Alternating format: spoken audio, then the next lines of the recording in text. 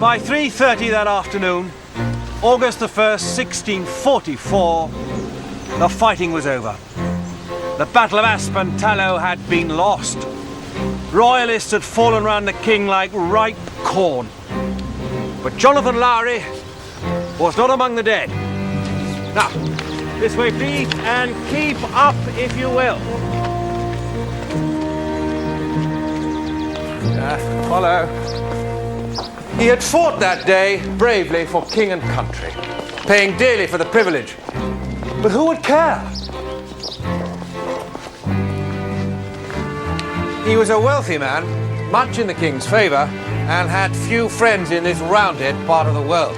He made his way down this very lane and paused here to gather strength and draw water from the well. Stand aside, please. I'm coming through. Do you mind the gradient, Miss Bunsell? He drank and moved on. Follow, follow.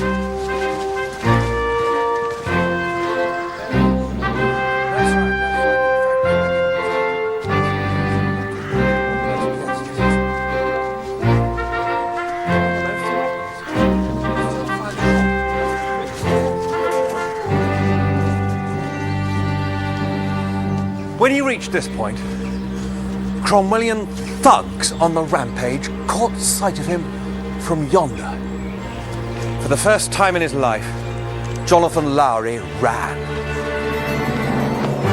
Blood poured from a wound to his left shoulder, leaving a trail. But on he pressed. Until here, before him, stood the family home, Aspen Hall. Afternoon. And as he entered the great hall, he called out to his wife, "Florence! Florence!" And as he reached this spot, so a rounded musketeer at the door shot him dead. And in accordance with his wish to be buried where he fell that day, this became his last resting place. Though I know for a fact he is not at peace. Well, you're not trying to sell us a ghostie, Mr. Bradford. Why? Don't you believe in such things? Well, have you seen it? Many have. And before he walks abroad, he gives fair warning, tolling the church bell mournfully. We are blessed with a fine portrait of Jonathan, crafted at the height of his powers by the artist Robert Walker.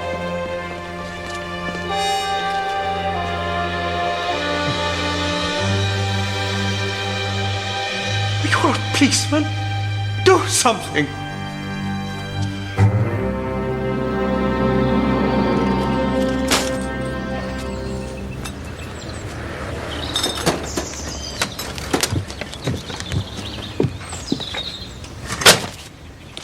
Who says justice is dead? George Burton fell off the twig while being interviewed about his book. I gather you and George weren't close. Yeah. Last of a gang. Hijacked 4 lorries in Dover, 985. Nailed one of the drivers to a fence. Ooh, and then wrote a book about it. That's all the rage, isn't it? What time did Cully eventually get in? 2-ish. They've got a favour to ask you. They?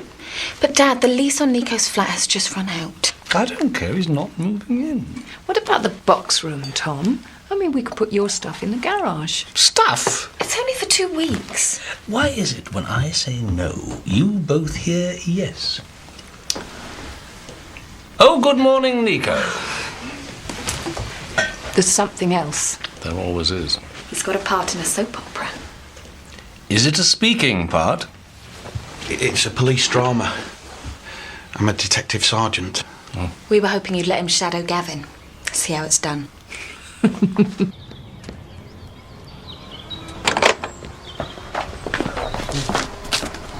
Suppose a nice juicy murder's too much to hope for then? The best I can offer is a vandalised painting at Aspentalo Museum. But so far, your detective sergeant is absolutely believable.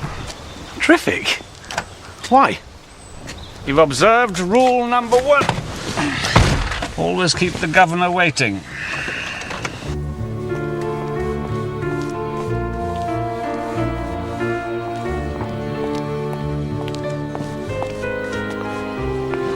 Charlie, you've nearly finished. Oh, I don't hang about. Oh, it's perfect. Oh, it's much better than that pokey attic in my house. Oh. Oh, careful, careful. Oh, I never really thanked you enough for doing all that you've done for me, moving me in here with you. Well, I'm glad it's all worked out. And as from Monday morning, Sandra McKillop, paintings restored, framed, cleaned, you name it, she can do it. Actually, I've had a phone call from Aspentalo Museum. Alan Bradford wants me to do a job for him. Tell me. Well, there's a portrait he wants me to repair.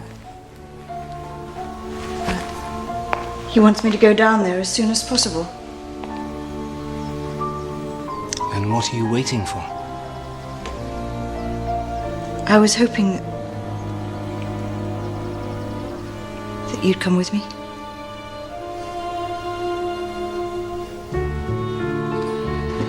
Give me 5 minutes.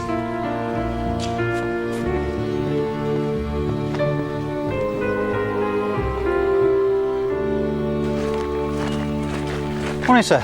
Yes, morning, Angel. No wonder they broke in, sir. Fake alarm system, single mortise lock on the door, windows that don't close properly. Where's Sergeant Troy? Inside, sir. This way, sir. Yes, thank you, Angel. I can manage. Right, sir.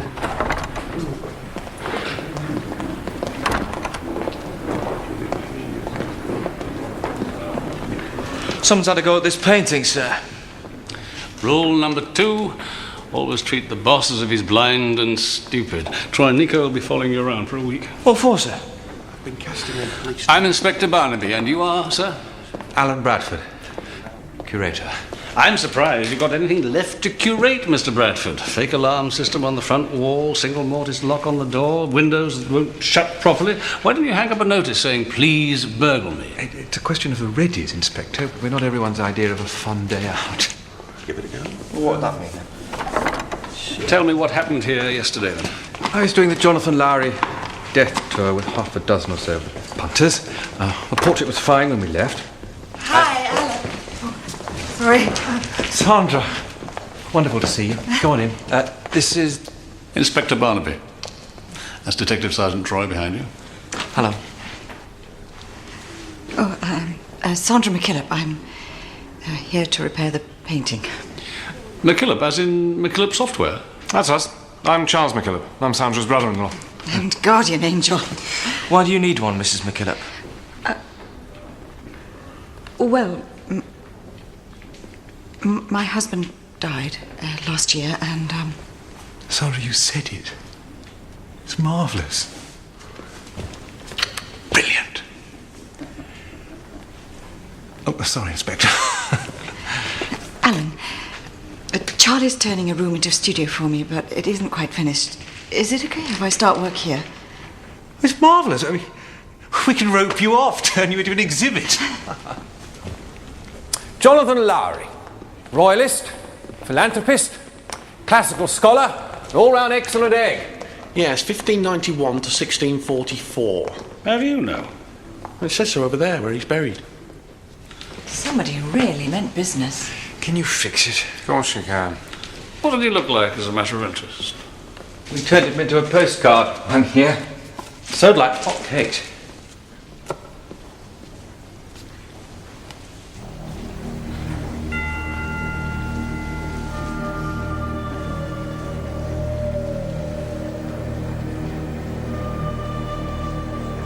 Well, you all right? Yes. Yes. When do I start? There's nothing here for us, Troy. File it under forget. Did you notice a smell in there, sir? It's a museum, Troy. It's full of stuff long past its sell-by date. Hide it, Sergeant. Fish. Your average villain's gone soft, carving up paintings. They'll be breaking the speed limit next. Or dropping litter. You know, why choose that picture? Why not one of the others? And having broken in, why not nick something? You got something against us having a quiet day, sir? What's your opinion, Nico? Me? Oh, come on, man. You'll be doing this for semi-real in a couple of weeks' time. Well, maybe it's a grudge against the Lowry family. Going back 350 years? Never. A man dies. His wife's a picture restorer trying to get back into the game. Lo and behold, a portrait is damaged and she's called in to fix it. Job creation? Or is that my nasty, suspicious mind, huh? No comment, sir.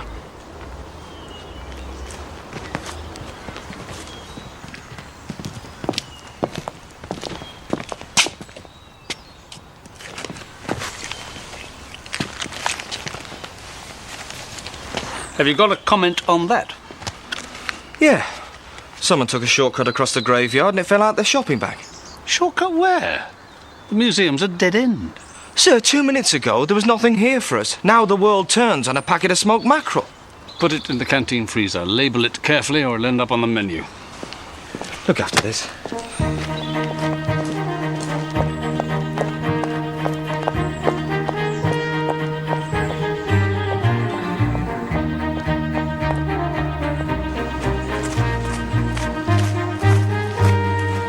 Morning, Jim. Morning. Anything in the papers? None of it worth reading. Come and sit down. Tell me all the news from the village. All the gossip, you mean? Oh, all right. Tell me all the gossip. And if there isn't any, you can make some up. Well, the shop's had a baby, and it certainly doesn't look like anyone I know, least of all her husband. They've called him Leonardo after that actor. And then there's the painting, of course. That's got people going. Yeah, what's the feeling about that? Is it deliberate or casual or a ghost from Alan's past? Well, kids' his favourite. Where do you want me to start today, Jim? Up or down? Why don't we start with coffee?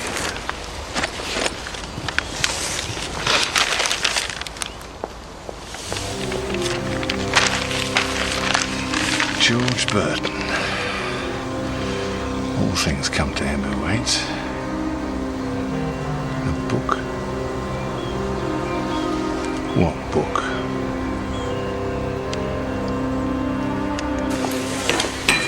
Basically, the job of a DS is to keep a check on his governor. I mean, I'm lucky old Tom's a good bloke to work for, but he does look for trouble where there isn't any. He's also coming this way. Troy! What do you think of Alan Bradford? I've handed it back to uniform, sir. I thought it was no further action. Now, I want to show Nico how we work, you know, the free exchange of ideas. Bradford?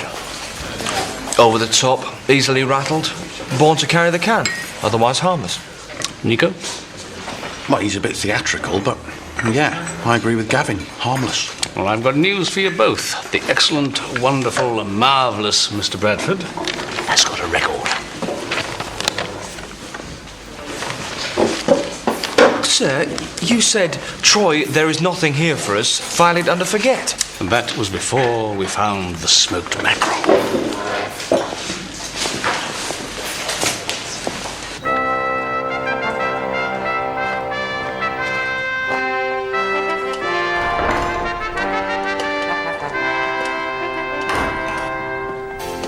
Morning, ladies. What's all this? Piece of local history, Jim. A suit of armour taken from the battlefield in 1644. The dead man's descendant has sent it back to us, all the way from Champaign, Illinois. Well, I'll be damned. How's Sandra doing? Marvellous. Quite a hit. In fact, I think we could build on this, Jim. Open a craft section. You know, real people doing real things. Come on. Get your jacket, I'll buy you a pint and talk you out of it.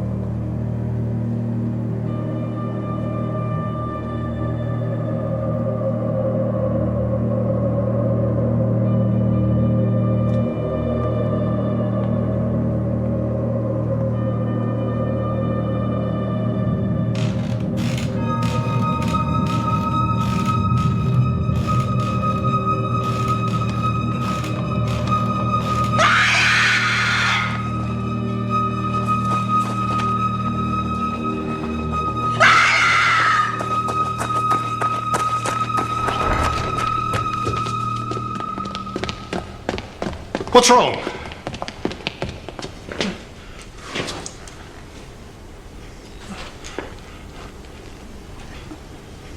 I'm going outside. I'll be all right. I'm sorry. I thought you said she was better.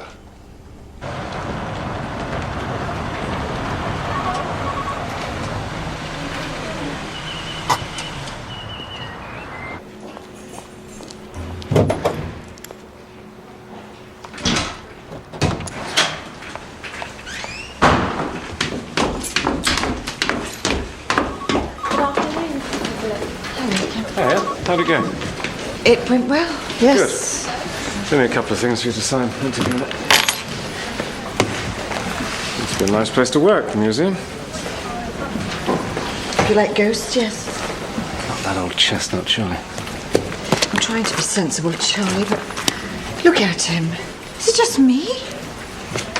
Oh, come on, Sandy. The set of the eyes I grant you, but there the similarity ends. The nose, the chin, the way he's standing. No, you're making too much of it. In any case, even if he does look a bit like David, so what? So now you think he does? Come on, let's go home. I'll cook you something exotic.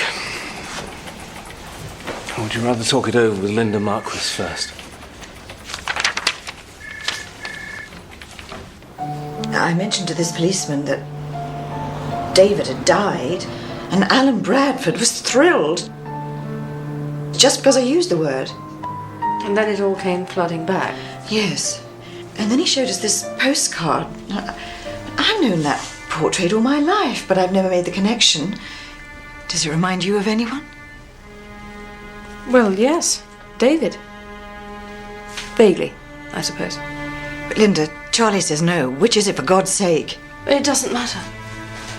The point is, it triggered your memory, not of the good times that you and David had shared together, but of the months of agony when you couldn't accept his passing. You forgot the 3D mantra that we worked out should his name be mentioned. Can you say it for me now? David Delight departed. Now mean it, Sandra. David Delight departed. And again, with no doubt whatsoever. David Delight departed. There are no ghosts in Aspen Tallow Museum. Not in paintings, in rocking chairs, or under stone slabs. They're only in your mind.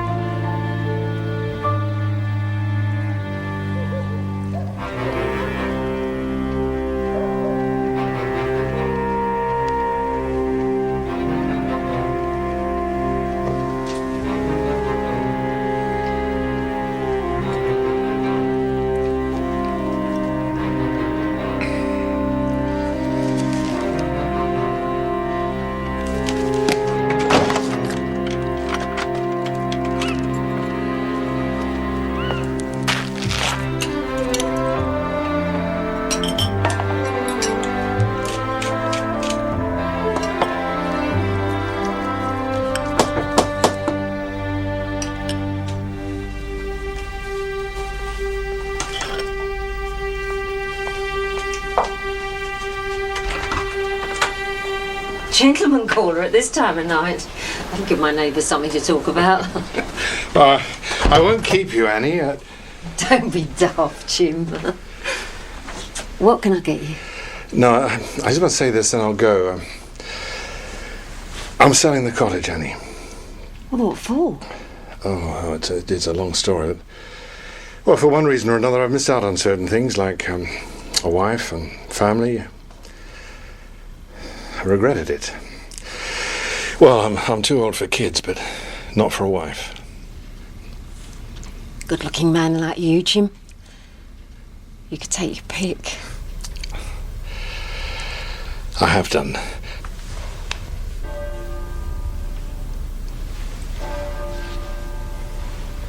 Jonathan Lowry. believe in ghosts, do you, Jim? It'll be the wind. Those bells must weigh a ton. Jim, you mustn't.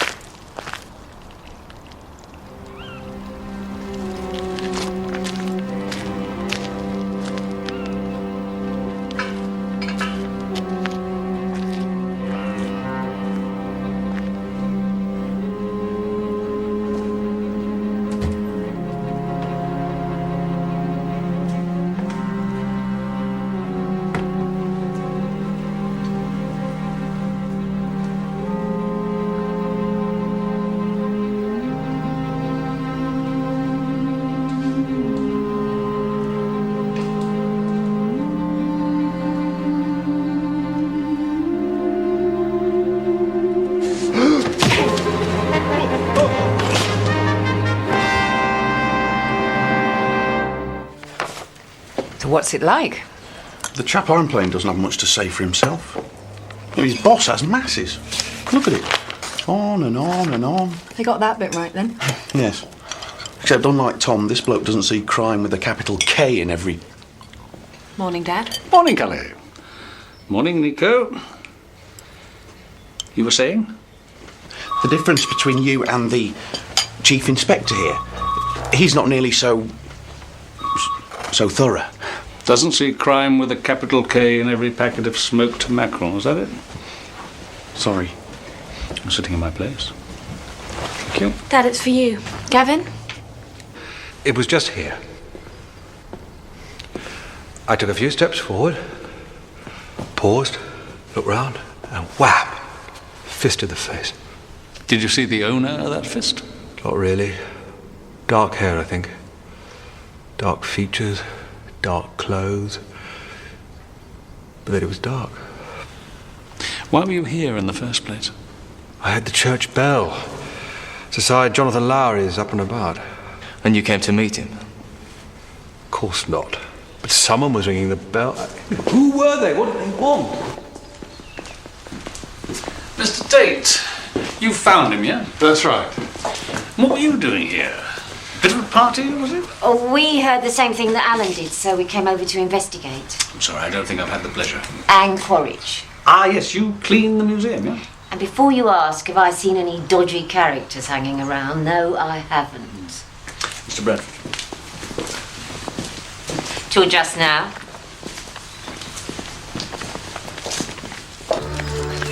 Things are warming up, Mr. Bradford. First the painting, now this. You think they're connected? 300 years of peace and quiet, then 2 crimes in 2 days. Of course they're connected. We're pulling a crowd, sir. Marcus, I didn't realise you were so out of condition. Take some deep breaths before we get down to business. Can I help you? Yes. I can chain my tricycle to that fence. That was a polite way of asking you, what are you doing here? And we're police officers. Really?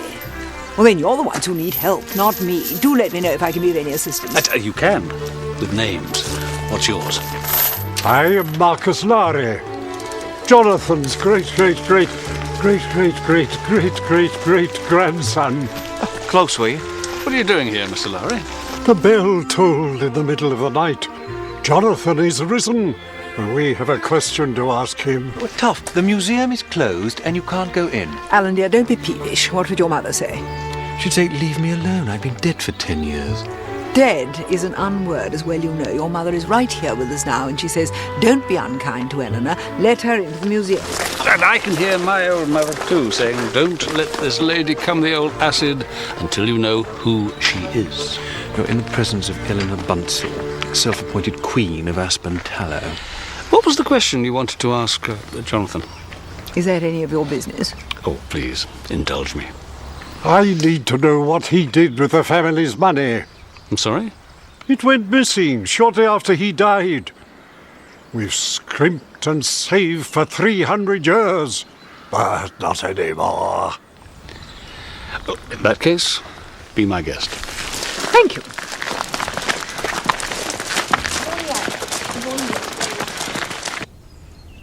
Jonathan Lowry, I am Eleanor Margaret Bunsall. What have you got to say for yourself? Do you believe in life after death, Mr. Bradford? Of course not. You told one of my colleagues, PC Angel, that you did. Had you seen this Jonathan Lowry? Strictly with the punters, they love it.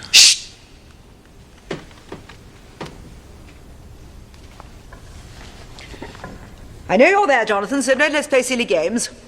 Yes, go on, speak to her. Quiet, Marcus. We need your help with the family's silver, Jonathan. Any ideas? I know where it is. Oh, really, this is too much. Noises off from you, Marcus, chattering in the stalls, and now a late entrance. Sandra, quickly, take a seat. Sorry, Miss Bunsell.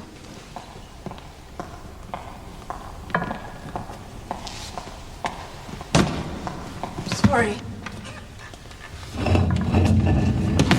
He's here.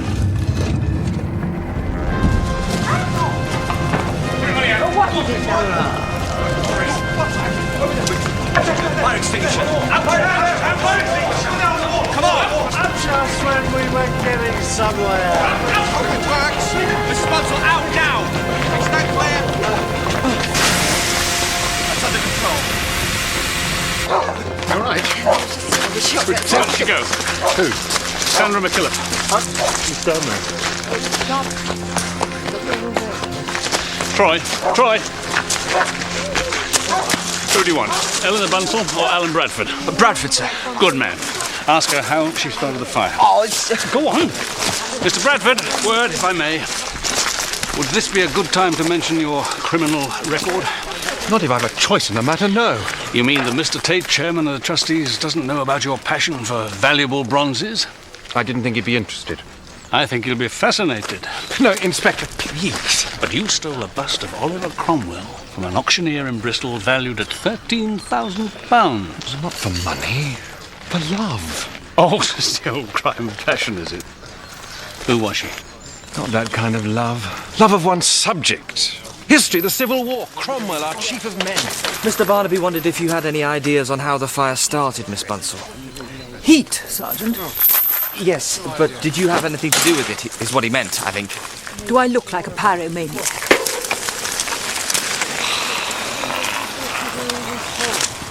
I'm not saying you're the Brinks Matt type, but you did spend 6 months inside Reading jail. Did you make any friends while you were there?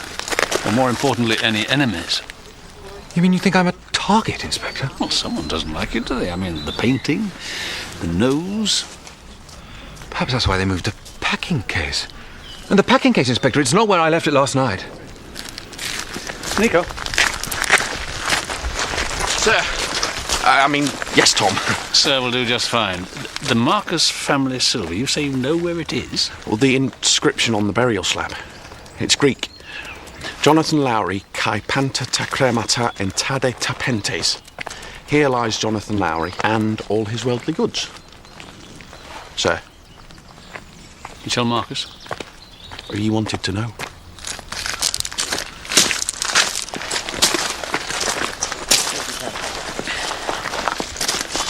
Would this be a typical sort of day, Gavin? Yep. Nutters, then more nutters.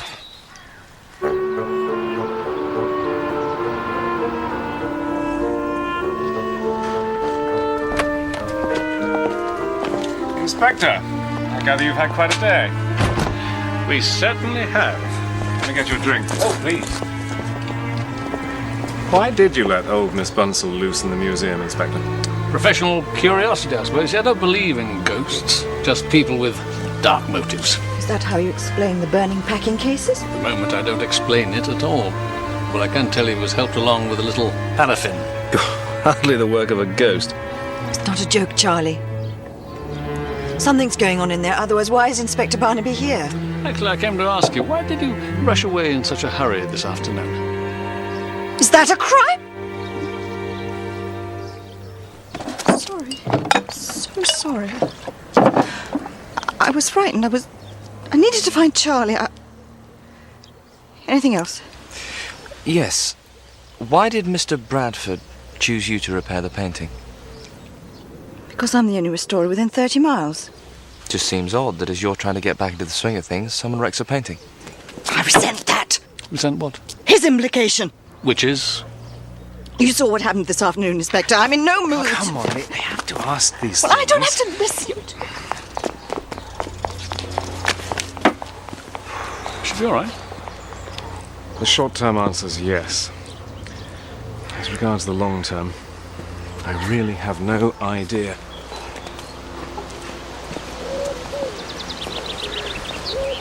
Why is she like she is? When David, my brother, died, Sandra couldn't believe it. Literally. She had a kind of a breakdown. So I moved her in here with me and tried to protect her, if you like. From what? Oh, you know, garden fence gossip. David was the fittest man you'd ever meet. Some people suggested he might have taken his own life. But he didn't. No. He wasn't the sort, Inspector. You and he were business partners, yeah? Yeah. And he left quite a gap, I can tell you. Sandra may have lost her husband, but I lost somebody who meant more to me than I realized. Tell me about Eleanor Bunsell. Rider of broomsticks and minder of other people's business. Is she harmless, do you think? Well, so long as you don't listen to the rubbish she talks. Unfortunately, Sandra thinks the world of her.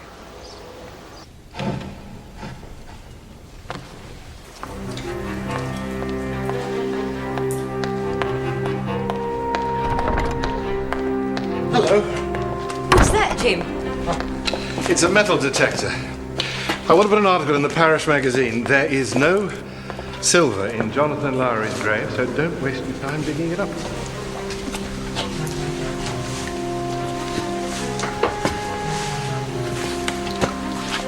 I love this place, Annie. I don't really want to leave it. Why are you going? No choice. I'm going to France. I've got a house there in the south. That's miles off the beaten track, but there's olive trees for shade, vineyard for wines. The sea's just a stone's throw. What do you say? Me? Think it over.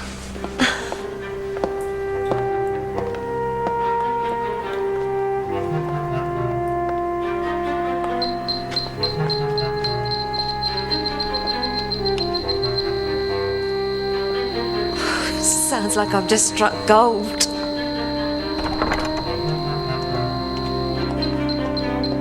Buried treasure? Yes, you come to claim your share, Inspector? No.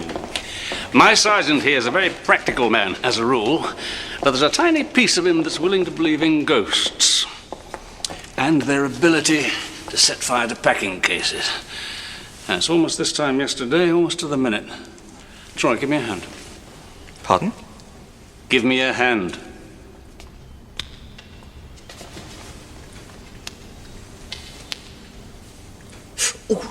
That's how it happened. Old glass, maybe 200 years old, uneven, with a prism in it, which means... What's that mean, Troy? Whoever moved the packing case knew this place very well. Like a curator, or a trustee, or a cleaner. The police think I cut the portrait myself to get the job of repairing it. I'm sure they don't. And I must finish the job for Alan's sake. For your own sake? Oh, yes, yes. Yes, of course. Is it a problem? I don't know where to do it, at home or at the museum. Oh, I see. The museum has taken on another dimension. I keep thinking I see David standing over me. That he's actually there. Well, let's tackle that. If you stay away from the museum, your imagination will make that feeling worse. If you go there, you can deal with it. Do you feel the need to prove that you're not actually going mad? I need to see David. That's what frightens me. Right, boys and girls, finish up what you're doing.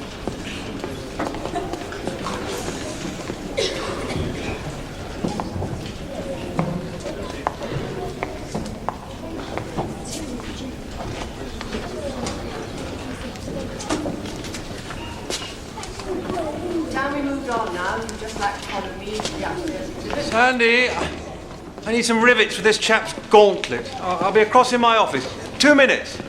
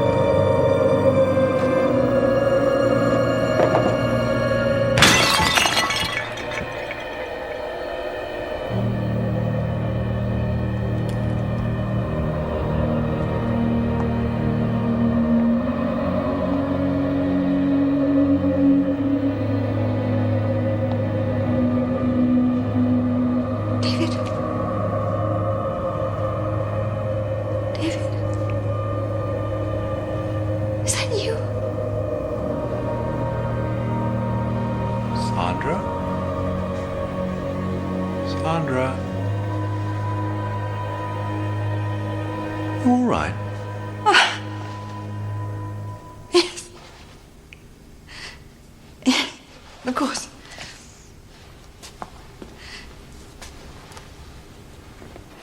You were quite right to call me in on this, Sandra. Why didn't you do so earlier? I should have. I know. I used to tell you everything in the past, but, Charles, isn't it? Typical man. Thinks he's the only one who can help. Well, even he thinks I'm going mad. He's too polite to say. Madness is an unword, dear. It does not exist. There are only varying degrees of sanity. Yours and mine just happen to be more varied than most. Now, what can I do for you? Well, all these strange things that have been happening, the portrait, the rocker moving, the bell, the fire. People say it's Jonathan Lowry, but I think David's trying to reach me. Well, we'll soon find out. David! What the devil is going on? Out with it, man.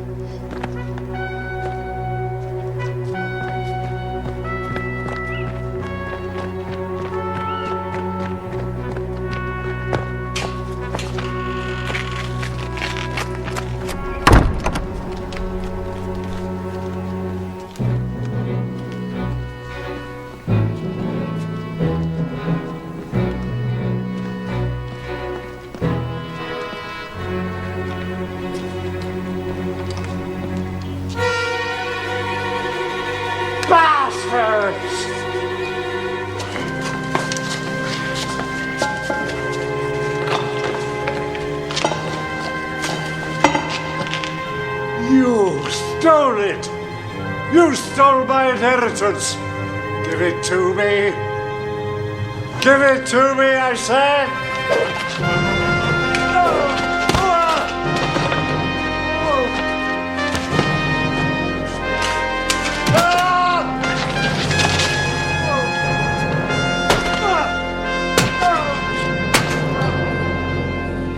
Eleanor, no! We are modern women, Sandra. We fear nothing. Follow me.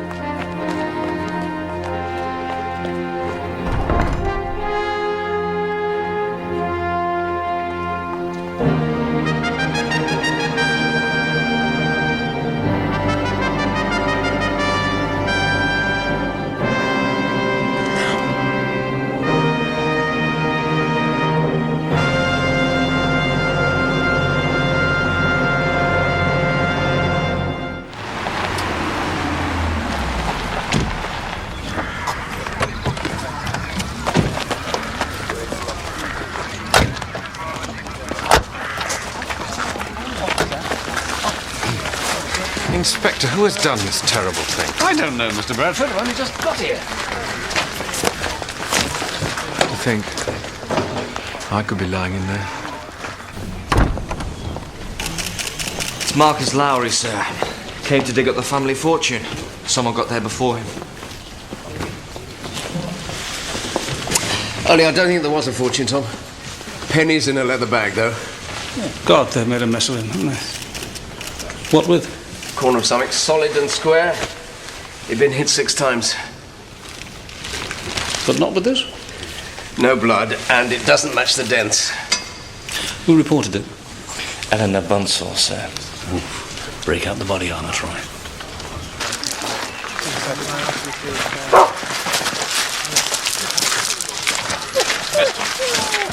Lowry's dog, sir. Can't just leave him here. Put him in the car. Put him in the car.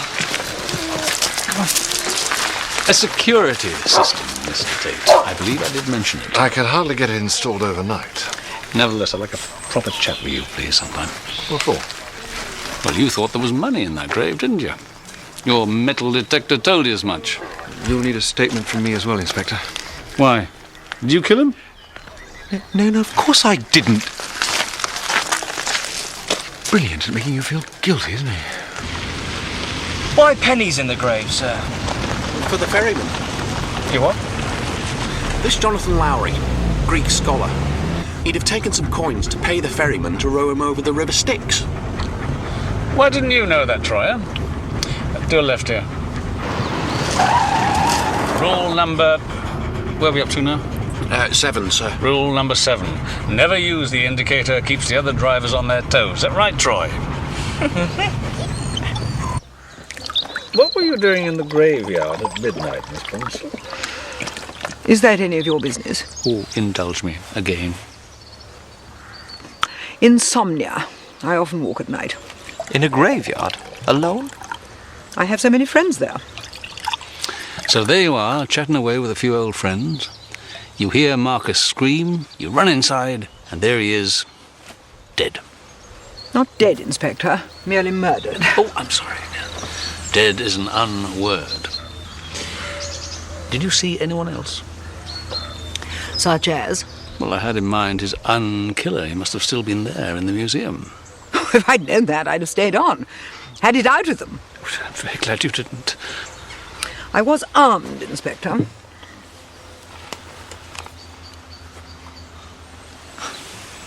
Sir, this is CS gas.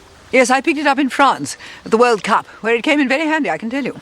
Miss Bunsell, it is illegal in this country, and I'm confiscating it. In that case, I shall refuse to cooperate further. It's too late.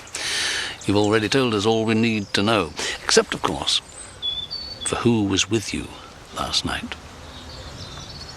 My lips are sealed in accordance with my version of the Hippocratic Oath. Oh, the Hippocratic Oath, eh? So you were there professionally. Who with? Any more questions? Sensible ones? Yes. There's nothing die in your world, Miss Bunsell. You know, people, plants, animals.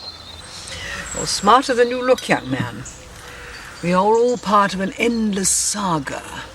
We fade, yes, but only to reappear in ever brighter colours. So you can talk to Jonathan Lowry, the Dicky Birds, or even a Christmas tree, just as easily as you can talk to us.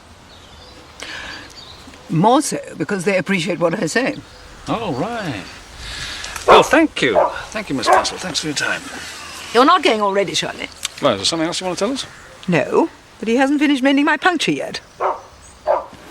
God spare me from little old ladies. She's a cantankerous old bag, and daft as a bloody brush. I don't know, Troy. Rather like her. Some of what she says does make sense. I mean, we are all part of an eternal pageant. If you say so, sir. And on her own admission, she doesn't see murder as killing someone, does she? Ah, and she was there when Marcus copped it, you mean? Oh, hello. What are those two up to? Inspector! Come and join us. If I was to ask you where your sister-in-law was at midnight, sir, you'd say in bed, I take it. Well, she was. Wasn't she? We think she was in the graveyard with Eleanor Bunsell, trying to contact her dead husband. Oh, please, no. Inspector, have you ever known anyone like Sandra? With her symptoms, I mean. What exactly are they? The usual stuff associated with the breakdown. Mood swings, uncertainty, sudden panic. That's so unlike the real Sandra. I mean, I've always thought of her as strong, determined, capable. People change. Especially after losing a partner. Yeah, but you told us, Charlie. Sandra told us herself that she was getting stronger. Now, in the space of a few days, all that's gone. Can you explain that? Not really, but... One or two things do bother me. Like what? The portrait gets slashed. Sandy's the obvious choice to fix it. Put that the other way round, though. She'll be chosen to repair it, so let's cut one up. Are you saying you think there might be some purpose in all this? Go on, Mr. Bradford. And what's more, it's a portrait that reminds her of her dead husband. You were there the day I showed her the postcards. You all right? Yes. Yes. When do I start? The portrait does bear an uncanny resemblance to David, yes. Which puts him firmly back in her mind. But she's known that portrait all her life. Why is it suddenly so important? Because of other things that happen around it. Bells ring in the night. The packing cases catch fire. Yesterday, I left her alone in the museum for 2 minutes, during which time a bust of Charles I fell to the ground. Sandra says it moved of its own accord. And she went straight to Eleanor Bunsell, Troy. She did too. How do you know? Because I've been following her around for the past couple of days. I'm worried! Sandy? Thank God you're here. What on earth are you doing here? Miss Bunsell? Is he dead? Yes. But how? There's no one here. Leave, both of you, quickly and quietly. Quickly! You were there, Mr. McKillop. Thank God! Supposing he'd lashed out at Sandra. Or even Miss Bunsell. In Miss Bunsell's case, he'd have regretted it. Where's Sandra now? In bed. I can go and wake her if you like. No, don't. Oh, thank you, gentlemen. We'll leave it for now.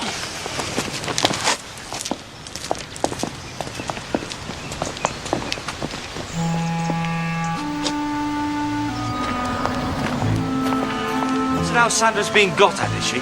But not in your book, obviously, Troy. Right. Okay, tell me this. Why was Marcus killed? For the family dosh. Wasn't any. Well, the killer didn't know that. Well, he would have. By the time Marcus walked in, he dug down as far as the skeleton. Hadn't found so much as a gallstone. All right, then he was pissed off. All that work for nothing. So he swings round, clobbers him, turns him into cat's meat. Well, you tell it, Troy, so graphically, one might almost be there. Annie, I don't mean to push you on this, but... It's all right, Jim. I've thought it over. The answer's yes. I'll come with you. You won't regret it, I promise you. When do we leave? Well, I think we should go soon, like in a couple of days. Why? What's the panic? Barnaby wants to talk to me. Jim, you haven't done anything daft, have you? Like killing Marcus, no. I just don't want the police tramping all over my past life. There's one or two things you should know about me before we go, Annie, just in case you disapprove. Well, why don't you tell me about them somewhere more comfortable?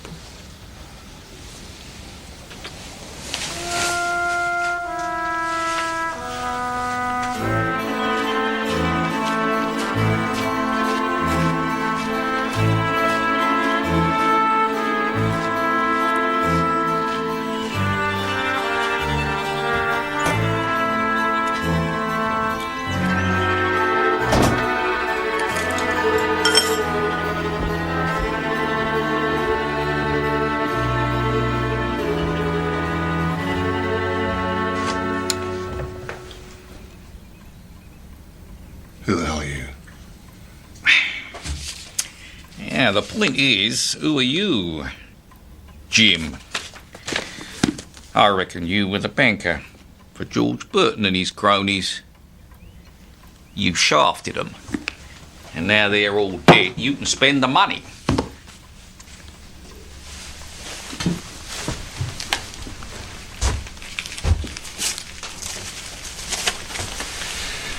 On your bike. 100 quid. With all the plans I've got. 100,000, more like.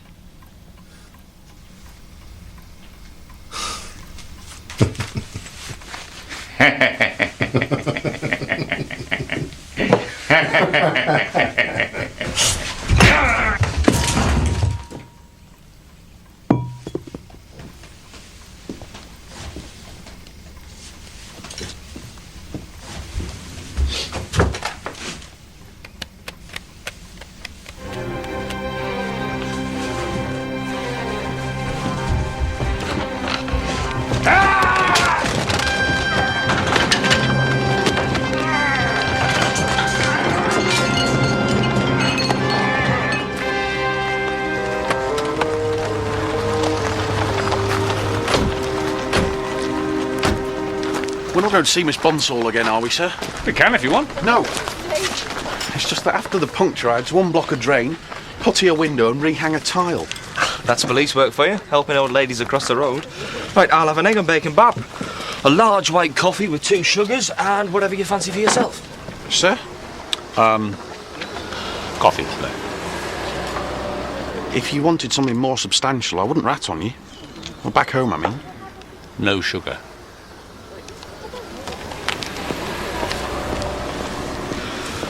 Nice lad. But get a load of this. He's going to be paid more for playing me than I am for being me. It's a funny old life, Troy.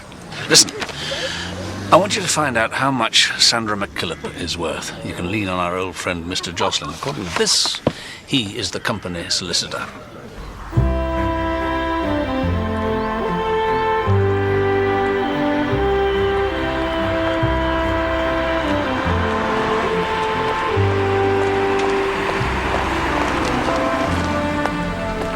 Hop in then.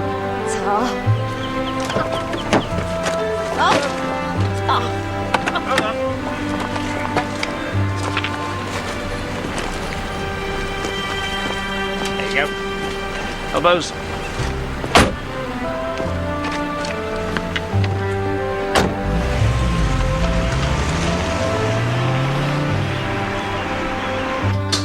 Jim, Mr. Barnaby's here. Jim, wait.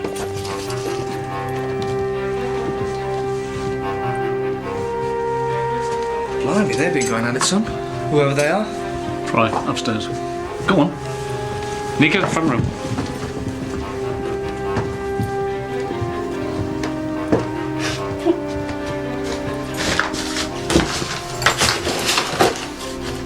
Is he going on holiday?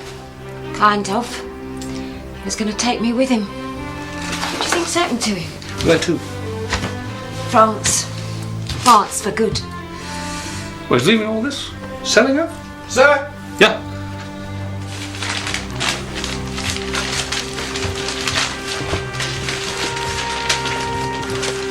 Who is he, Annie?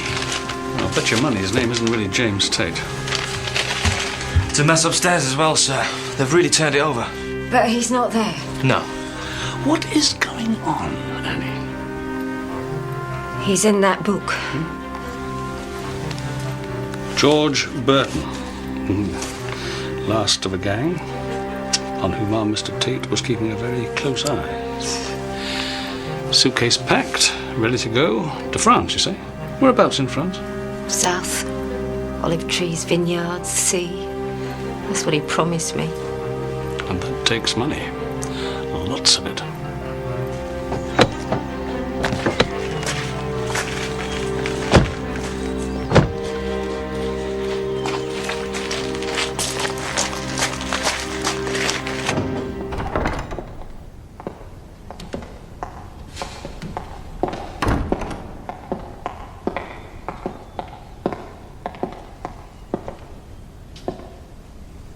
Doesn't seem real, does it? No. But he was there. We all saw him.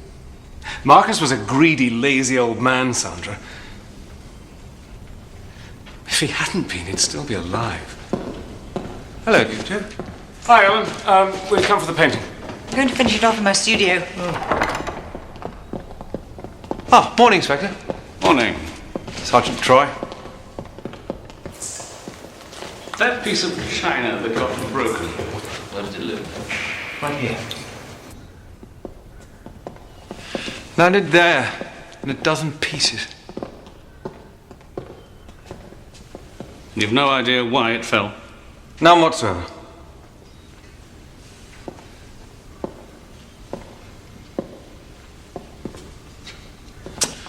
Mrs. McKillop, do you have any ideas? Sorry, no. Just in case you had any doubts, there are no ghosts here, just human beings with all the usual foibles. Greed, envy, malice. Someone opened this window from the outside, and then they pulled on a nylon thread, bit of fish line maybe, which was looped around the top of the figure. And when the figure smashed, they pulled the thread clear. Simple as that. And why, Inspector?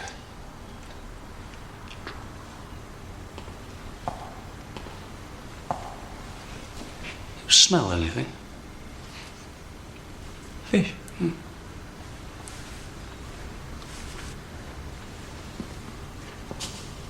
Do you have a cellar here?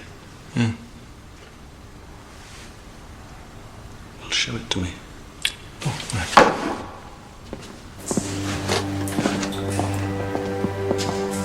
Here we are.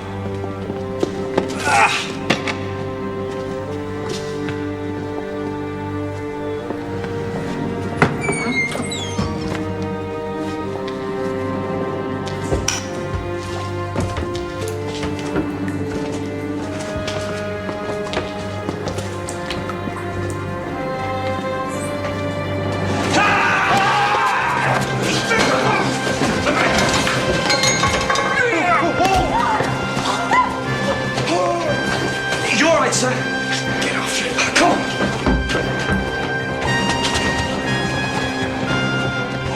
Who is he? I don't know. You must have known he was here. I didn't. I swear it. We've lost him, sir. You paid to catch him, Troy, not to lose him. Rule number 24. Don't expect any sympathy. Who was he, sir? He, Nico, was a ghost with a weakness for fish. No real damage, Tom. You'll have a nasty bruise, though. Arnica. A spade, you say? I didn't know gardening could be so dangerous. This was ghost busting, Kathy. Thanks a lot, Tracy. I'll call you next week, okay? Old friend? New friend. Right, well, give my love to Joyce and Cully, won't you? Kathy, I wouldn't ask this unless it were important. And I know you've got a waiting room full of people out there, but if I wanted to drive someone over the edge, could I do it? I'm living proof of that, sir. Seriously? Yes, of course you could. Even to suicide? That would depend on your victim, but you can induce paranoia in all sorts of ways. Psychologically, chemically, surgically. Who are we talking about? Sandra McKillop. Ah, that's why you came here, not to Corston General. Well, Sandra, as I'm sure you know, is a patient of mine, so don't expect any details. Even though she might be in danger? I would like to help you, yes, but I did send her to a counsellor over the death of her husband. Now, she might be less ethical. What's her name, Doctor? Linda Marquis. She's good at her job, but she may already be known to you.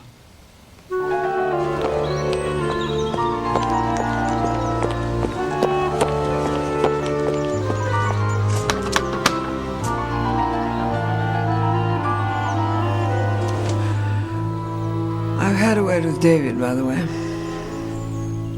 Have you? What did he say? Oh, he didn't say anything. But I thought you just said you'd spoken to him. No, you don't understand how it all works, dear. The Davids of this world don't actually speak to me. I just put myself in their shoes and speak for them. It's a rather one-sided conversation, something like being back in the classroom. Well, what do you say then?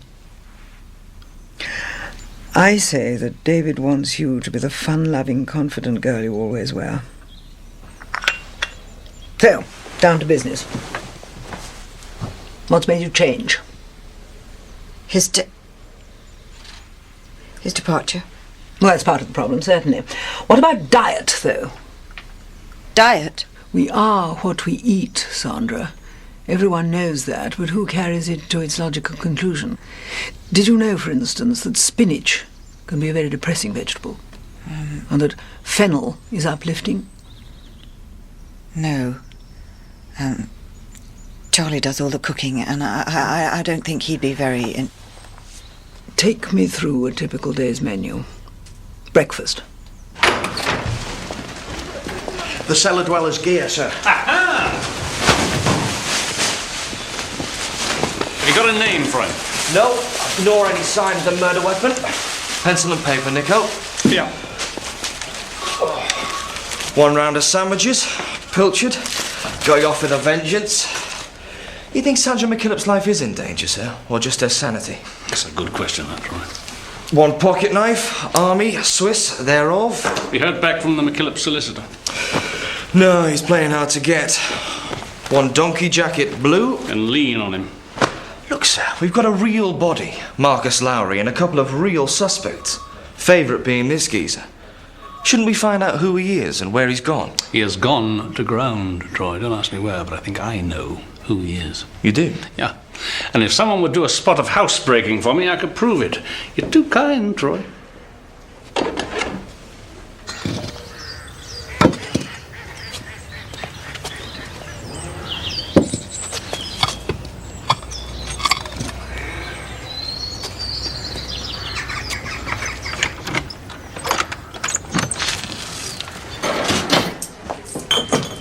Sir. Have you heard anything, Mr. Barnaby, about Jim? I've had a forensic team in his cottage, Annie. They found some blood on one of the chairs. There was a fight, certainly, but we don't know the extent of it. So where is he then? He's ditched me, hasn't he? Like every man I've ever met. I'll let you know the moment we hear anything. Now, get us a pint now. White wine.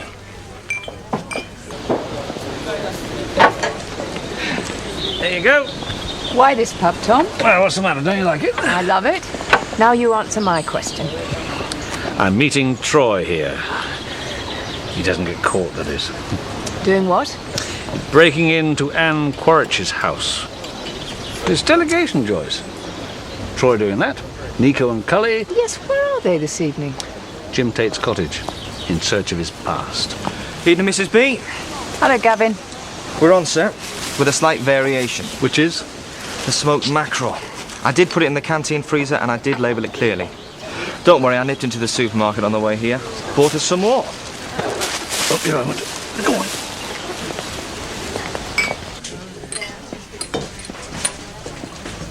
Oh, Tar. What can I get you? I'll have a large straight answer. This is a till receipt. I found it pinned to a board in your kitchen. On it, you'll find smoked mackerel at £2.13p. That is a packet of smoked mackerel. Price £2.13p. Found in the graveyard. You were taking it to the man who's been hiding in the museum cellar. Should have turned him in, Annie. Why didn't you? Because he threatened to kill me. Who is he? I was once married to him.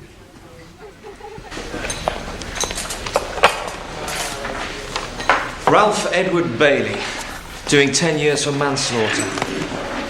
Absconded from Durham jail 4 weeks ago. You divorced him June 1987. Went back to using your maiden name. And he's killed again, by the looks of things. Marcus Lowry, you've been harbouring a very dangerous man. How did you know it was me, Inspector? Remember when we gave you a lift to Jim's cottage? Dropped you shopping? You're a bit heavy on the smoked fish. Who is it for? Me? No. It's for Ralph. The museum. Well, he's not there now. So where is he? He's hiding out at Jim Tate's cottage.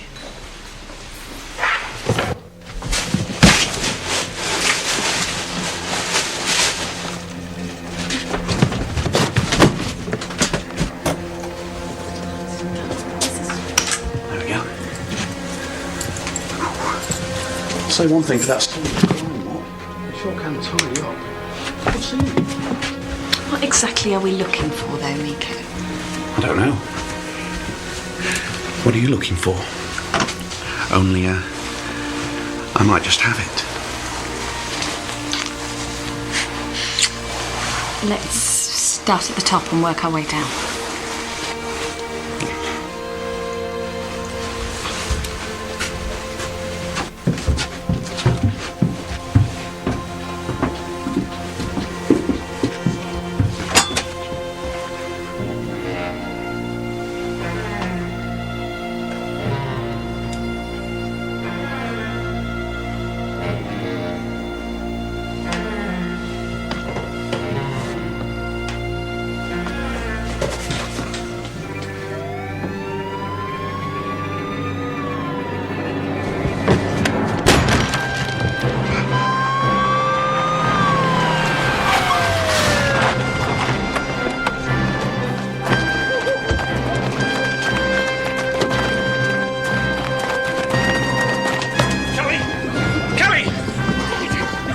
is he?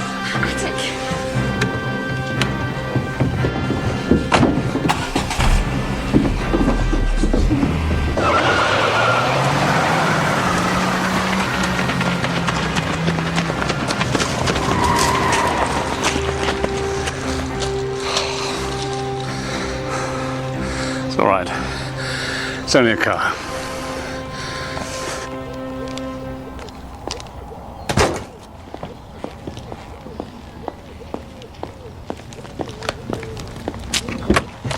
No Nico, sir? No, not this time. Don't want him to see our darker side. Not sure I want to see that myself. Last night, you got from the station to Jim Tate's cottage in 4 minutes flat. Everything I ever said about your driving I take back, unreservedly. Where are we going, sir? To see Linda Marquis. Can I get breakfast on the way, sir? On me. So Marcus was killed by Ralph Bailey, who also robbed Jonathan's grave. If there was money there, I'm sure he did. But why play the ghost to Sandra McKillop, huh? To get her out of the museum. Her presence was cramping his style. Well, Bradford's there all the time as well. Didn't try getting him out of the way. No, but he did smack him one. Then off he went to see James Tate because Annie said he had money.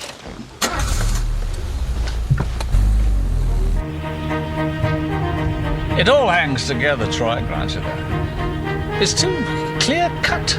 Was that wrong, sir? No, life's not like that. So to beef things up, we call on this Linda Marquis. Not for the hell of it, Troy. Sandra McKillop is at the bottom of all this, and Linda Marquis is her confessor. As indeed, I am yours.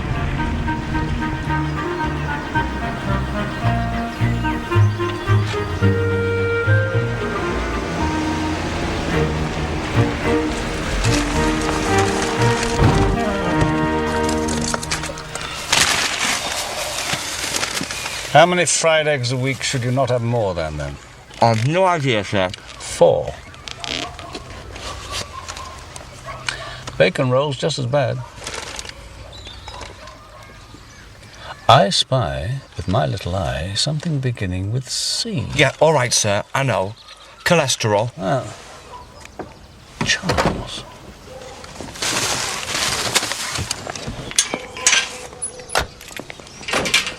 Morning, Mr. McKillop. You're up bright and early. Morning. Must look odd, Inspector, but, Sandra's not the only one who's needed counselling. It's been a tough time for me, too. I can imagine.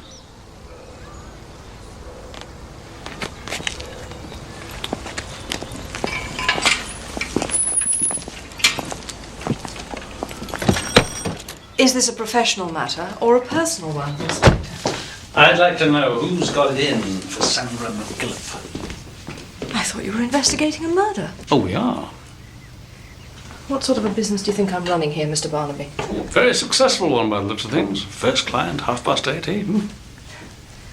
Mr. McKillop, people have busy lives. I try to accommodate them. And I never betray their confidence. Oh, no. You are very good at keeping secrets. Especially your own. Do I have any? Oh, you have a humdinger. And you fit the description so perfectly. Heroin chic. It was a long time ago. A short 2 years ago. All right, but it's over now. And for that, more power to your elbow or just above it. But what will the likes of Charles McKillop and Sandra say if they heard about that? They'd say it makes me more understanding, more of a human being. All right. I'll ask them. No. If I tell you something, will she know that it came from me? Mr. Bradford, I'm keen on history too, especially yours. It seems that in the dim and distant past, you and Sandra McKillop were an item. Then David McKillop stepped in, pots of money, and you were sidelined. And we'd like to know how that made you feel. Bitter? Angry? Vengeful? Not so long ago, you saw me as the victim in all this, Inspector. Slash portrait, fist in the face. I've changed my mind. How did it make me feel? Relieved. Oh, come on. Passionate romance with a beautiful woman suddenly drops you. You're beside yourself. You've been trying to get back at her ever since. That's simply not true, Inspector. Yes, I did once throw my cap at Sandra, but mainly for my father's sake. I'm sorry? He's forever nagging me to find a girlfriend. And I did try and fall in love with Sandy, I promise you, but my heart just wasn't in it. And why was that?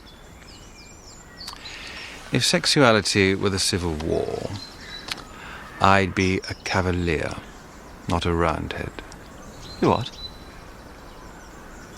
I've never been attracted to the opposite sex. I don't think we need trouble you any further, sir. Just a sec.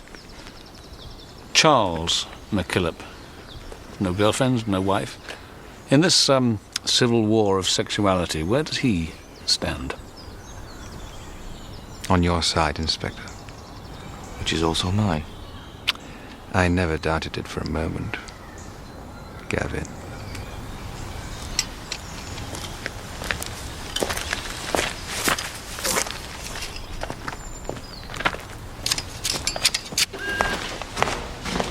Sir? Sandra McKillop and her will. Mr. Jocelyn drew it up for her in favour of her sister in Canada. So what she's worth? Well, she owns half the company, which is valued at just over 10 million. It's worth fighting about. I am the resurrection and the life, saith the Lord. He that believeth in me, though he were dead, yet shall he live. And whosoever liveth and believeth in me shall never die.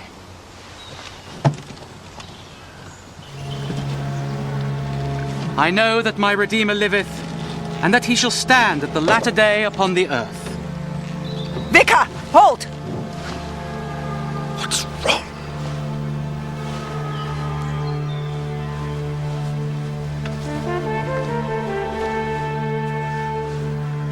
I'm sorry.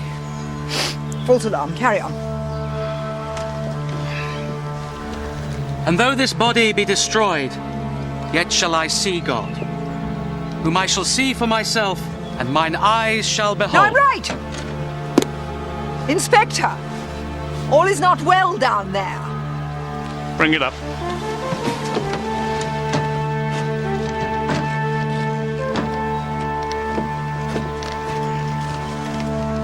Right, Troy, off you go. What am I looking for, sir? Squatters. Go on.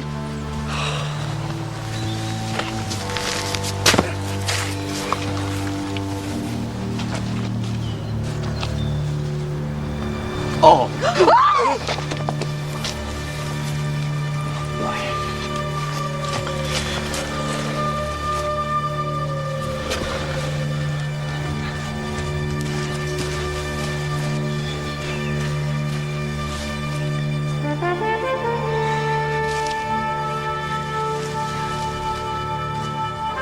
Who is it? James Tate, Inspector. Who else would it be? It is James Tate, sir.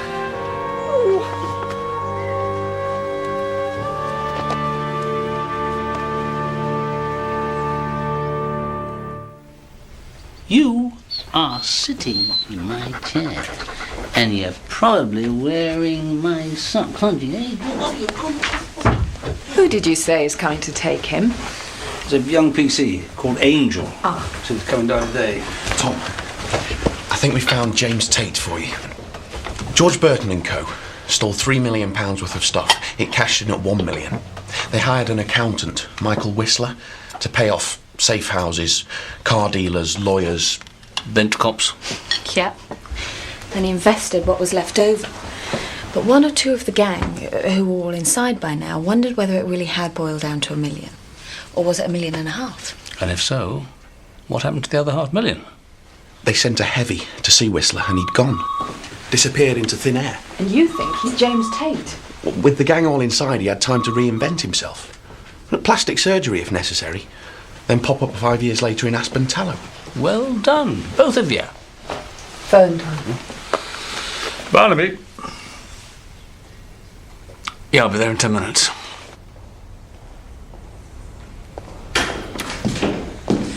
They found him and my car on a dockside in Hull. He was trying to get work on a Polish trawler.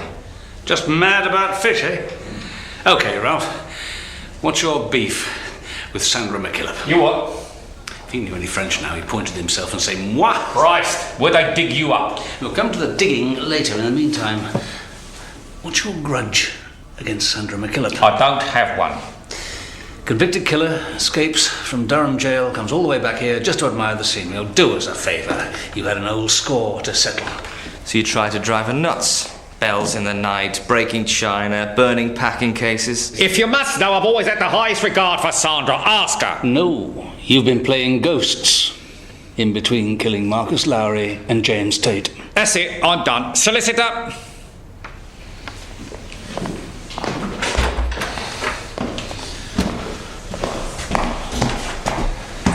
It's got to be him, sir. Or is that still too clear-cut? Just a little. Motive, money. Opportunity, bags of it. On top of which, since we found him in the cellar, all this ghosty stuff stopped. Sandy, you sure you don't mind me rushing off? The meeting's in half an hour. You go ahead, Charlie. Sure, Alan must be here by now. Thanks. Pleasure. Oh, and call in at the office later on. There's a heap of stuff for you to sign.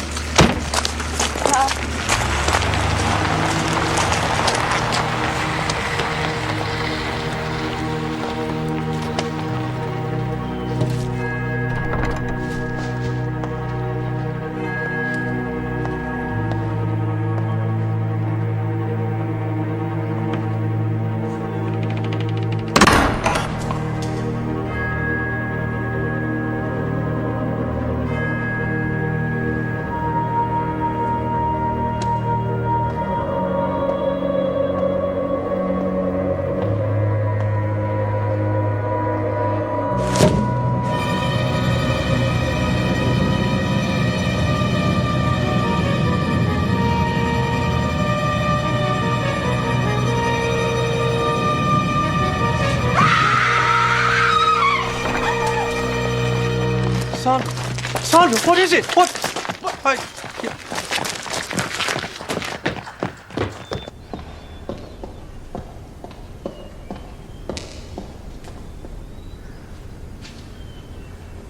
Michael Aaron Whistler, who became James Tate. Look at his form, sir. Oh, spoken like a proper copper. Hello, Kathy. Nico, chair for Dr. Buller. Tom, it's about Sandra McKillop.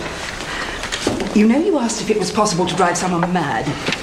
Well, 10 o'clock this morning, Anne Quaritch brought Sandra to my surgery as near to the edge as I've seen her. Why, what has happened to her? She claims to have seen writing on the museum wall. David, delight, departed. Should that mean something? Thank you. It's a mantra which Linda Marquis taught her. Which brings me to why I'm here.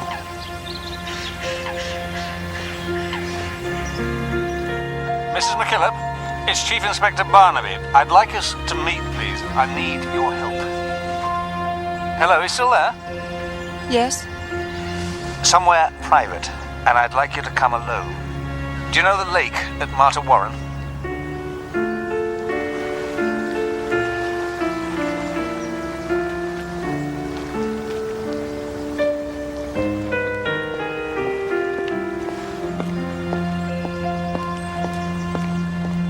Two people have been killed, both by Ralph Bailey. But there's a problem. He couldn't have put the writing on the museum wall. He was locked up at the time. I don't think anyone living did it, Inspector. Sandra, you are as sane as I am. I can prove it to you. David Delight departed? You saw it because it was there. But when Alan went to It look... wasn't there. You're the only one with any faith left in me, Inspector. What's happening to me? At first, I thought someone wanted you dead. But now I believe that's the last thing they want. Will you help me? Sandra? Come in. Come in.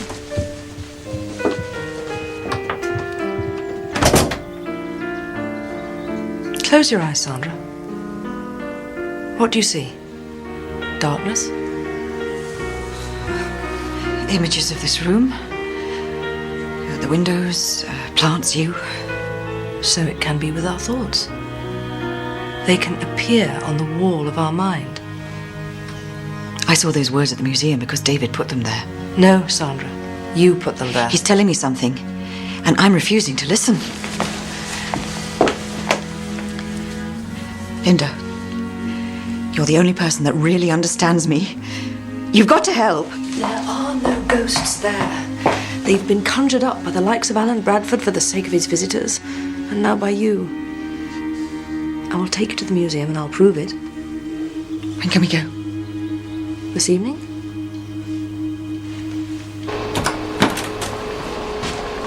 I got that stuff from Dr. Bullard, sir. The drug stuff. George Bullard lent me that. Knocked up the slide for me, too. How does it tie in with the murder? I'll tell you in the car. There's one or two loose ends to tie up. We'll have a coffee later. Come on. Well, tell him that Ralph threatened to kill you.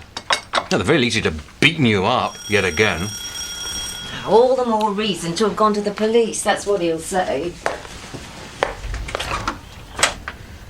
Won't you? I'm sorry? Harbouring a criminal.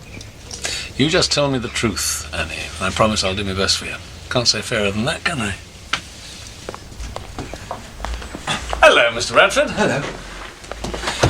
How did Ralph know that Jim Tate had money? Did you tell him? No, he must have overheard Jim talking about his place in France one day in the museum. Can I ask something? How did old Bunsell know it was Jim in that grave? The power of extended logic. Ultra common sense, if you like. We've all got it, but she uses it. You mean it's not a special gift, like she'd have us believe? Of course not. Thanks, you'd be the one to tell us, huh? In the meantime, you didn't know that Ralph was hiding in your cellar? No. Well, that makes you either very naive or stupid. How about engrossed in other things? Such as? My work. Trying to shine a light in dark places, like aspen tallow. That much we have in common, Mr. Bradford. Anything else? Troy? Yes, sir. Since when have you two been so, friendly? I'm here to give Annie her wages. I do so every week, and she makes me a cup of tea. It's called a ritual, and so far as I know, it's perfectly legal. Gavin.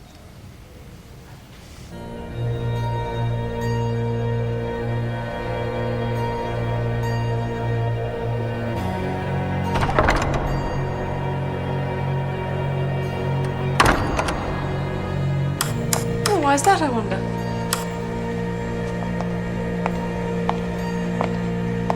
See? No words on walls.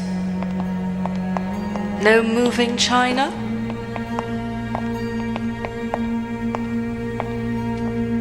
It's funny, I'd never noticed it before, but you're quite right. It's just like him. And Jonathan Lowry back in his place. How are you, Jonathan? If only you knew what you'd put us through.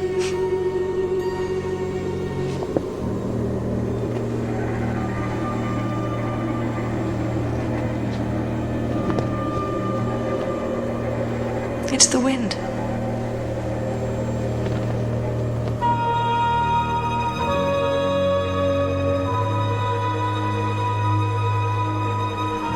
What's wrong?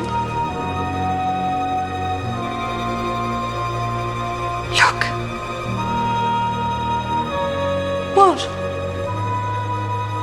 There. Can't you see him? See what?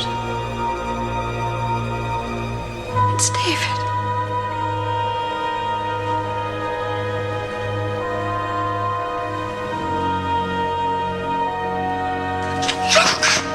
Sandra, you and I are the only people here. David is dead and buried and over in the graveyard. Then who is that? Where?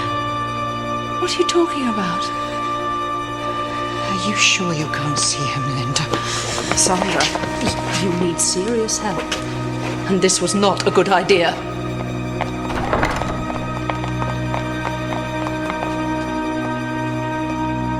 Can you see me, Miss Marcus? Try. See that ghost over there? Go and run him through with that. Come on.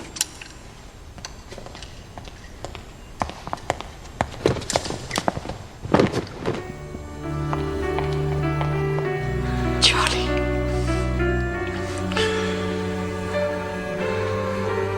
Charlie. What have I ever done to you?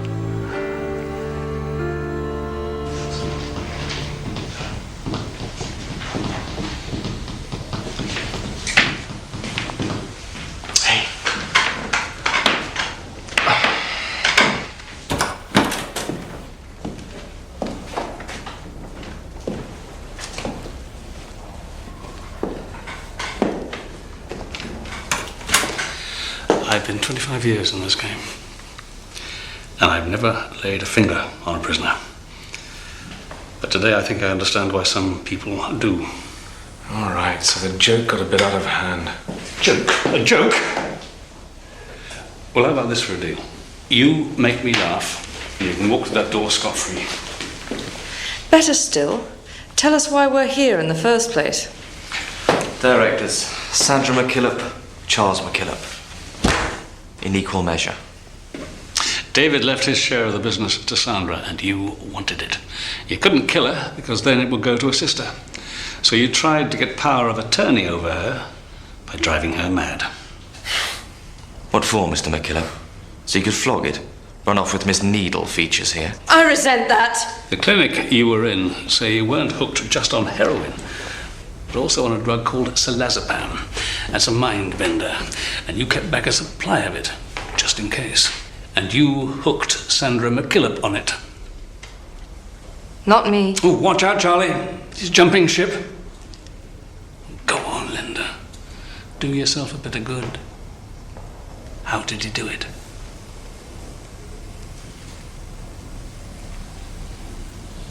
In the meals he's always cooking her. And then, a couple of months back, according to my medical expert, he withdrew it.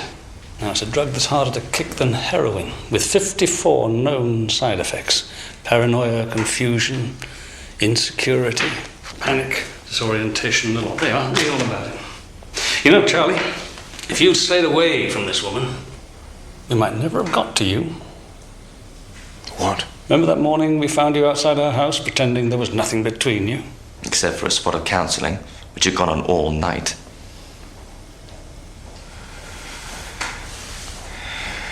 Inspector, before we go any further, none of this was my idea. Oh, it was her fault, was it? She counselled you to drive your sister-in-law insane? Split her up, Troy. Put her in a cell. Yep, stay with me.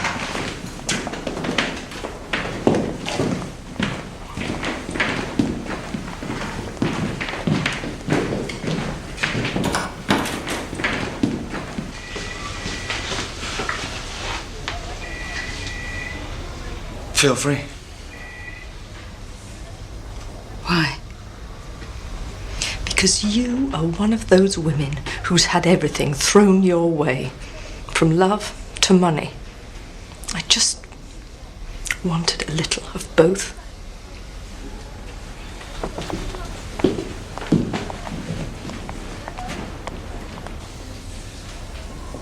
Right, let's clear up the details, shall we? The slashed painting. That was Linda. Chosen for its likeness to David. Yeah. And the bell at night? Broken china? That was me. The packing cases, too. Spent a lot of time in the museum as a kid, so I knew the hot spot. For the writing on the wall? Linda. But I hit Alan Bradford. Something I wanted to do for a long time. Can I go now? This isn't some sort of priestly confession where I give you 10 Hail Marys and send you on your way again. You mentally tortured your brother's wife.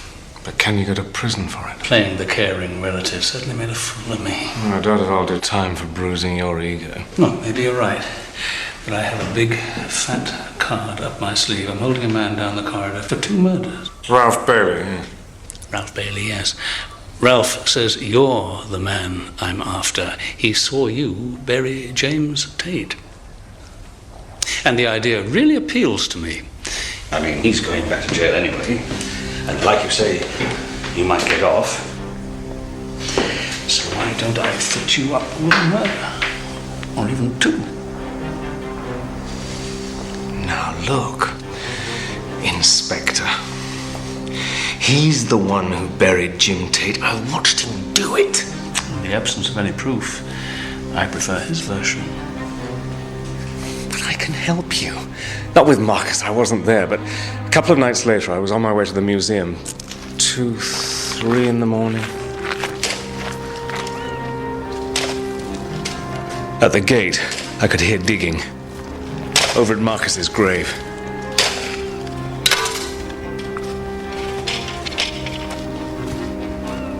It was Bailey.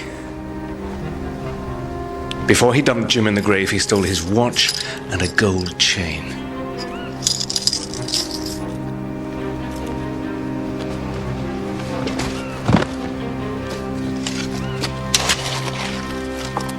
Find them. And that's proof enough, isn't it? Why don't you write it all down? Then what happens to me? Well, then I don't charge you with a murder you didn't commit.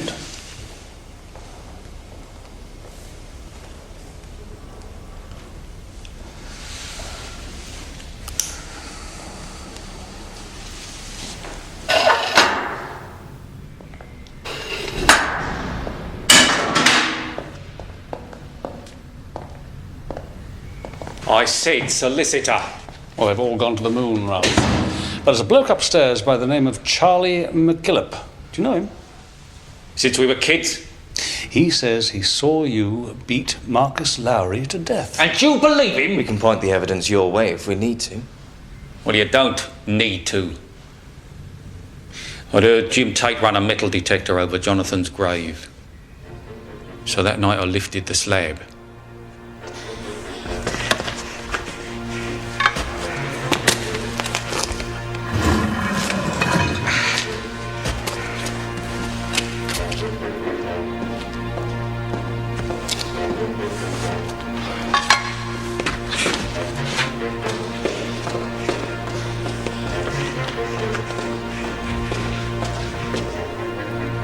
Halfway through, in walks Charlie McKillop.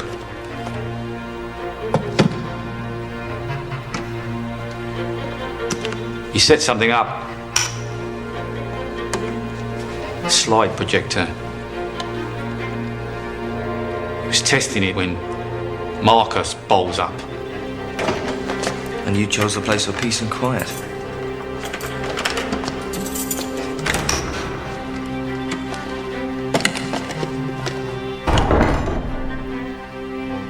What did Charlie do?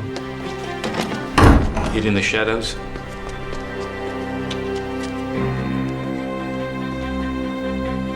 Bastards!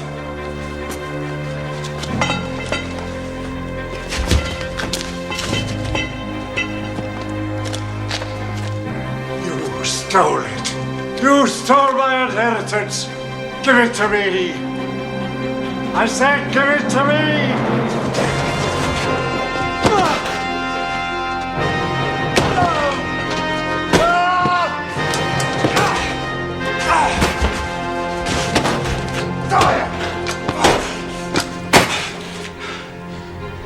The projector. Go take his office apart, then his house, but find it.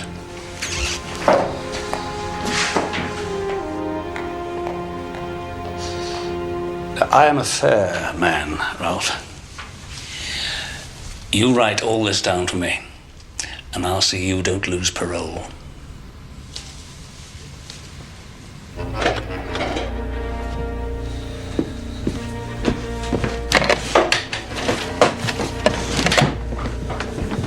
Any luck upstairs? Sorry, no. That's everywhere. House, office, studio. What now? Now I tell Barnaby, then duck. So where is it? Well, he could have chucked it anywhere. Oh, great. Sort of random. Over a hedge in a tip. Over there, I suppose. Yeah.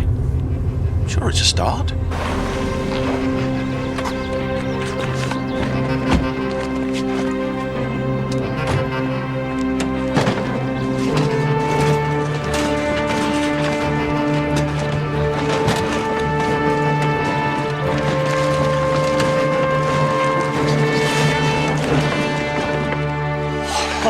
Oh, you little beauty!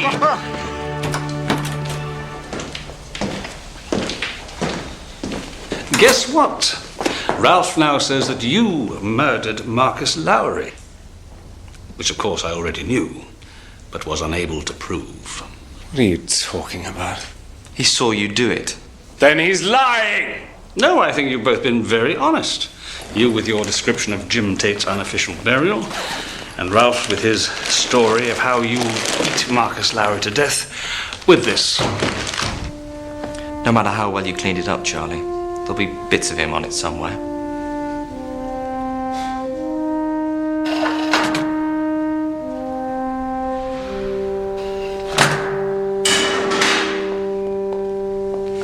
Guess what? Charlie now says he saw you bury James Tate. And he's made a statement to that effect. Yeah, but you wrote for him. Oh, come on, Ralph. What do you take me for? A cheat? Don't worry. I've got a forensic team taking that grave to bits. If you were there, they'll find something. I wasn't. He's lying. And if you weren't, they won't. However... Your personal belongings, taken off you when you were recapped.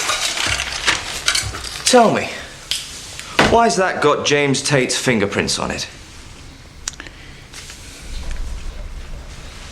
You pair of bastards. Oh, Ralph, that's been said before. And I sincerely hope it'll be said again.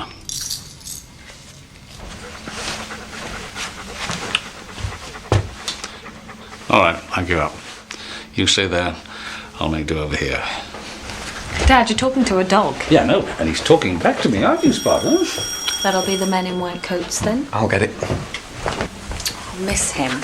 He's really settled in. What do you think? Not Nico, Spot. Morning, sir. Hello, Kevin. Oh, yeah, he's a beauty. I'll be well pleased. Give him my regards, will you? Yeah, thanks. Oh, sorry I didn't come round yesterday. I was off sick. Oh, you better? Yeah, touch of food poisoning. Canteen grubs, though, know what I mean? Got any idea what it was? Disagreed with you? I think it was the fish pate Wednesday. Smoked mackerel.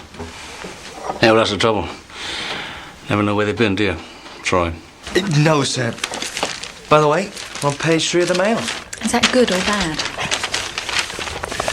Last night, police in Corston charged 2 local men with the murders of Michael Stewart Whistler, also known as James Tate, last surviving member of the George Burton gang, and of Marcus Jonathan Lowry. And then it goes on about the ghost. God, what's the world coming to, Joyce? Half a paragraph on the crime, and a whole page on something that doesn't exist.